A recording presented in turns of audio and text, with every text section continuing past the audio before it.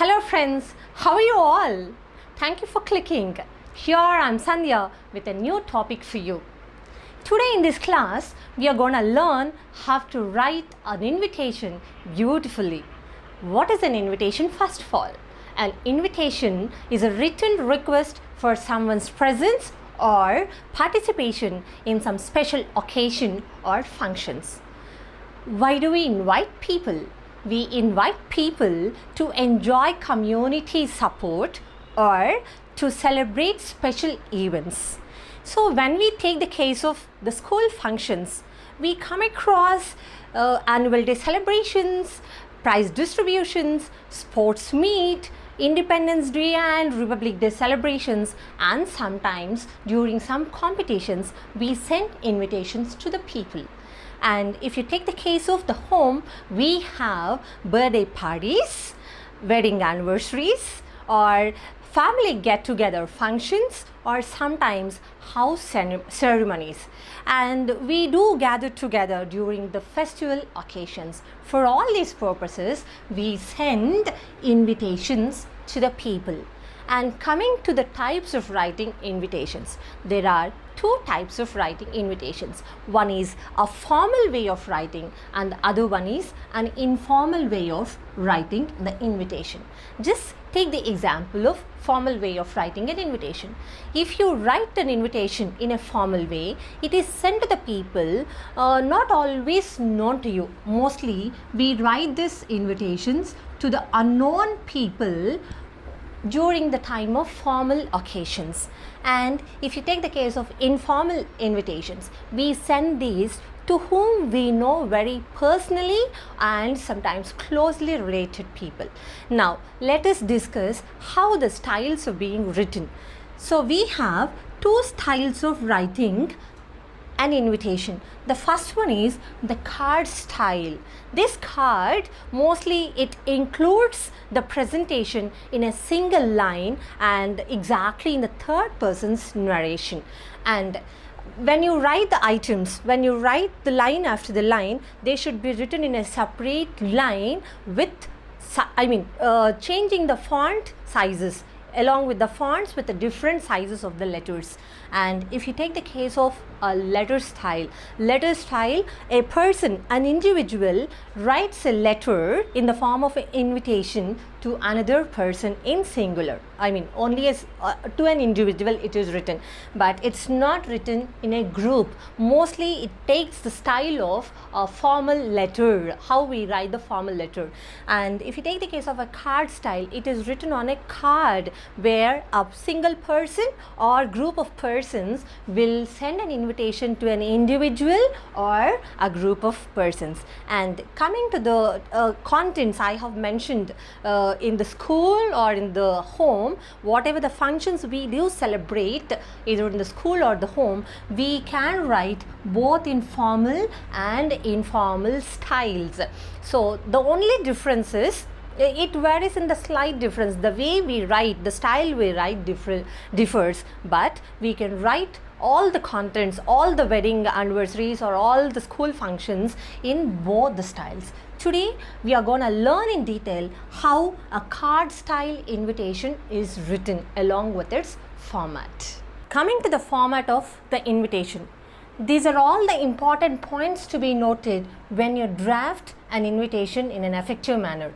First of all, open a three-sided box and later the word invitation to the top center of the box has to be written.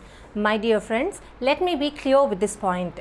Few students, they do not write the heading invitation, and of course it is not mandatory to write the word invitation as a heading because an invitation doesn't contain any kind of heading. If you want to write, you can write as invitation. Birthday invitation or wedding invitation can be written in your own convenient style or the way. If not, just omit that point.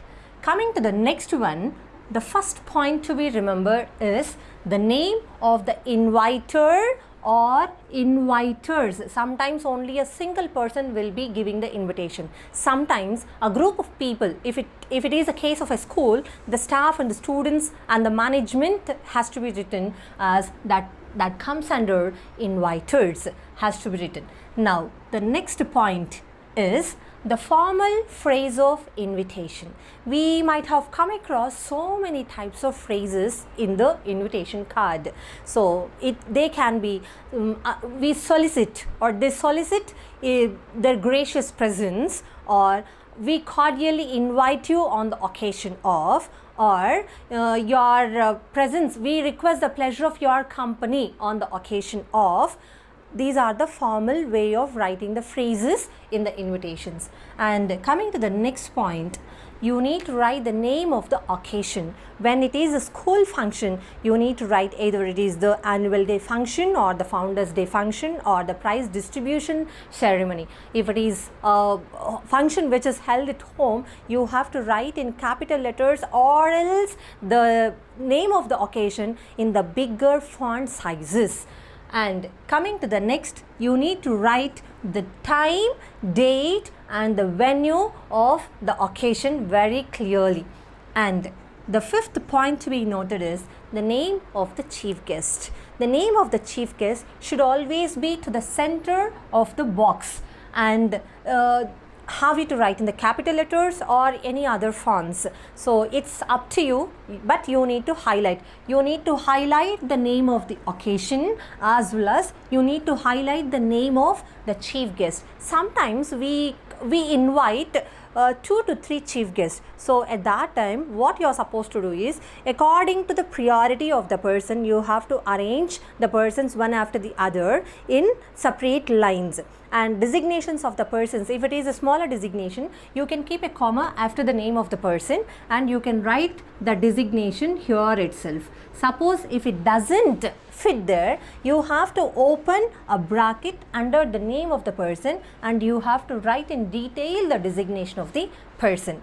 And coming to RSVP, this RSVP has to be written only when you are writing a formal invitation. When you are writing an informal style, you are not supposed to use the word RSVP. RSVP is a French abbreviation, is Respondez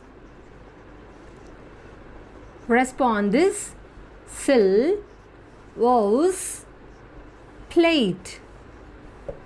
It means in English, please respond or please reply.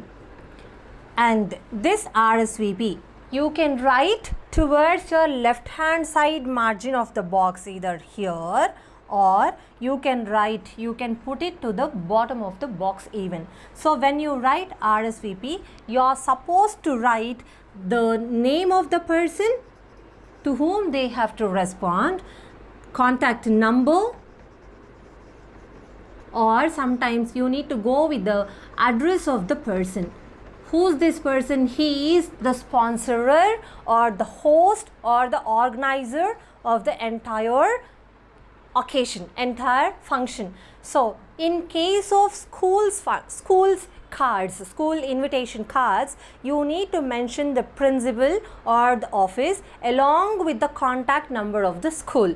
And as soon as it is done, make sure that you close the box. This box is mandatory for an invitation to be written. This is a minor discourse which carries 5 marks.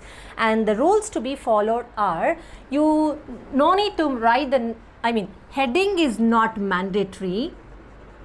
Heading is an optional, it is not mandatory. And nowhere I have used the salutation like dear sir, dear ma'am. Such kind of salutations are not used anywhere. And later on, coming to the next thing, we didn't give the signature of the host. The sign of the host is not required.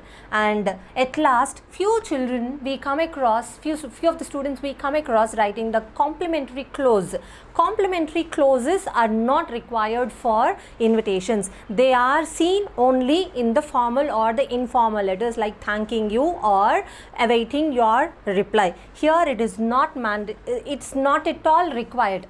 So the thing is, see you soon in the party, or awaiting your presence in the party, or thank you so much for seeing this one. Such kind of complementary clauses should not be present in the invitation. On the whole, this complete invitation has to be written in simple present tense. Okay, so that's all this invitation. So I feel this class gave you good information. If you want to have more videos on more writing skills, please subscribe to my channel, My Grammar Pages, to have lots of videos on grammar and pronunciation. Thank you for watching my video.